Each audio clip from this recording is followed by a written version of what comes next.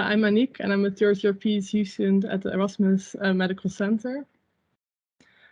I think some of you might have seen me present this at last year's Odyssey Global Symposium while it was still under development. And I'm happy to share that the paper got accepted 2 weeks ago for publication in Computer Methods and Programs in Biomedicine.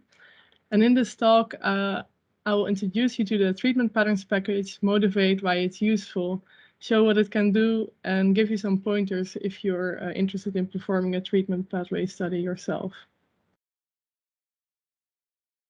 So for everyone who's not familiar with treatment pathway studies, let me give a quick recap. So we define a treatment pathway as a sequence of treatments over time. And although I will talk about treatment pathways and treatments, it's possible to construct a pathway of anything that can be defined in terms of cohorts. So possible treatments could, for example, be drugs prescribing or disposing, therapies, procedures, or measurements. And the goal of a treatment pathway study is then to find the pathway consisting of selected treatments of interest for a certain study population. So in other words, to go from a medical file with multiple, sometimes simultaneously occurring treatments to a treatment pathway describing which treatment was received first, second, third, and so forth.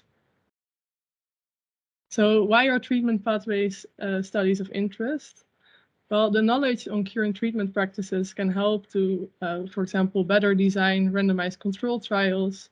Furthermore, it can give insight in the choice of treatment and doctors' preferences across countries and databases, so in real-world settings. And it might even help to improve implementation and revisiting of clinical guidelines. So the bottom line is that knowledge of the current treatment practices can help to improve clinical practice. So there's a growing number of treatment pathway studies actually in our community, of which I added some of them on the slide. Most importantly, the pioneering study of George Hipsack and team, which actually also inspired us to develop this R package and provided the initial foundations. But in the paper that I present here today, we formally defined and implemented the process of constructing treatment pathways for medical files. And this framework is important to perform reproducible treatment pathway studies, as there's many, well, arguably subjective design choices to be made in the process of constructing treatment pathways. Furthermore, while doing our own study, we found it took quite some time to set up our own treatment pathway study, and hence we aim to provide a user-friendly tool that makes these type of studies quick and reproducible, so that hopefully a lot of other treatment pathway studies in other disease domains follow in the coming years. So if one is interested in performing a treatment pathway study, there's now 2 tools to support this. I think many of you will be familiar with the first, the cohort pathways tool in Atlas. I think this is most suitable if you want to perform a quick exploratory analysis. The options to choose are quite limited, but it allows you to give a quick impression within the familiar Atlas user interface.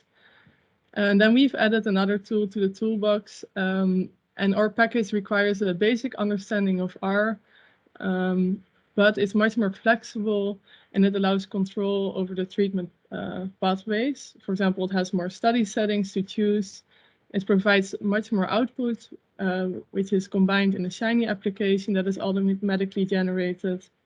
And furthermore, because it's already in R, it has the advantage that it's possible to further customize your analysis as desired. So this is an overview of the package, which shows on a very high level what kind of input is needed and what you can expect as output. So similar to the tool in Atlas, you need to define the population of interest for which you want to investigate treatment patterns, together with defined treatments of interest, which can be anything as long as it is a cohort. And furthermore, you can select some options to indicate how the treatment pathway should be constructed, and I will go a bit into more detail on that in the next slide.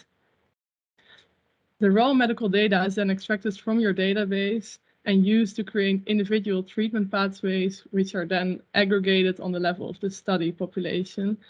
And the package then automatically generates a Shiny application with all different kinds of outputs. So on this slide, you can see the most important study settings that you can choose as a researcher. For example, a period prior to index specifies the number of days prior to the index date of the study population from which treatments are included in your pathway. So by default, treatments are included after the index date of your study population, but this setting allows it to move the window either earlier or later. Then min era duration allows to only include treatments exceeding a certain minimum duration. Era collapse size allows to specify if one should collapse eras of the same drug class with only a few number of days in between. And finally, combination window specifies the minimum overlap of different treatments to be considered a combination treatment. So there's these settings and there's more, as you will see in the paper and on the GitHub, but these parameters basically allow you to play with the complexity of the resulting treatment pathways. And for the final treatment pathway, you can, for example, choose the maximum length, so how many treatments to include, but also whether to include all treatments or only first-time occurrences of treatments. So this determines, for example, whether treatments such as A, B, A, C are possible, or whether that would translate to A, B, C. Then on this slide, some kind of indication of what you can expect in the Shiny application. Most importantly, the treatment pathways, which are visualized both in sunburst plots as well as in Sankey diagrams. There's a possibility to compare these and show a nice comparison across databases, study populations, as well as over time. Furthermore, the package supports and outputs a table with percentage of patients treated. Also, it outputs the average duration of treatments across layers, and it's even optional to do a baseline characterization of your study population. I don't have time for a demo now, but I would really urge all of you, if you're interested, to check out this link, which gives an example of the type of output that is expected.